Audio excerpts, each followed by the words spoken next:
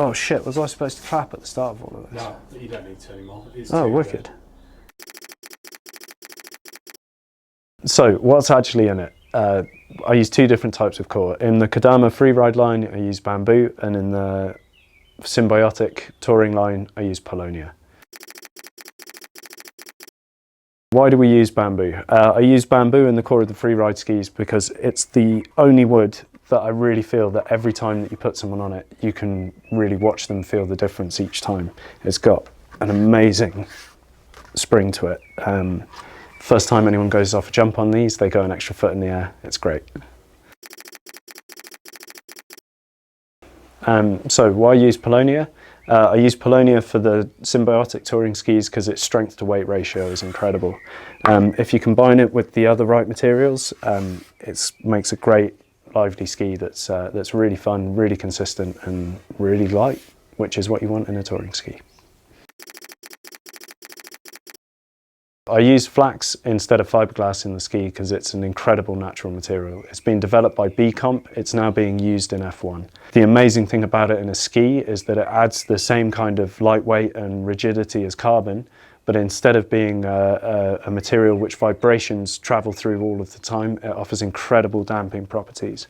You're trying to make a ski kind of like a mountain bike shock where it's got loads of flex and energy, but it's not bouncing back at you. It's like a damp flex is what we're after, and the flax is what provides that. Yeah, there is carbon in it, and I know that carbon isn't a natural material, but I'm making skis. And the most important thing is that they really function as skis. I've used these different materials where they're better, and there is nothing that's better than carbon for what it does. Just to keep the shape of the ski and the flex of the ski year after year, putting it in exactly the right place so that you're using it in extension rather than in compression. I want to make the best skis possible, and everything's about balance inside of that. Why real wood rather than graphics? I think real wood is about as beautiful as you can get. This is Spanish walnut, that's spalted beech, and I really like the fact that when I use natural materials, they're materials that are part of the ecosystem rather than things that are going to pollute that ecosystem from this point on. I also think it's incredibly beautiful.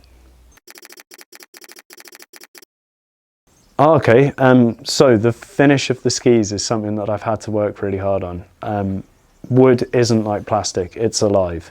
And if you look after it and you do the right things to it, it lasts forever. But if you just leave it out in the sunshine or in the pouring rain or, I don't know, do something not very good to it, it won't last as well.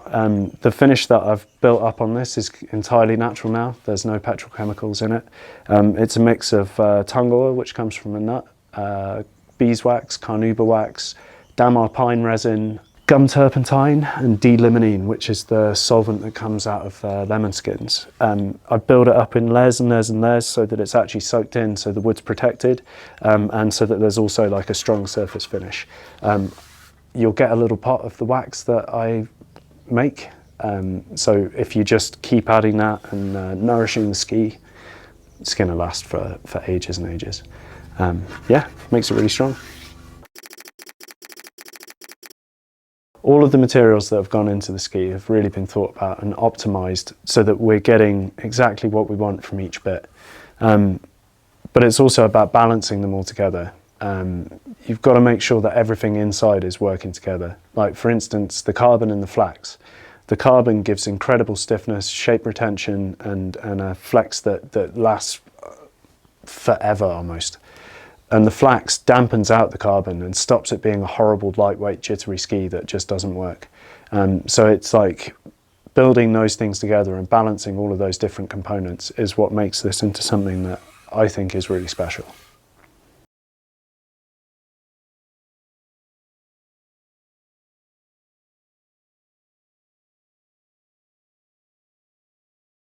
This one's all about the workshop and the manufacturing process. Yeah, so the first question is, Okay. where do you actually build them?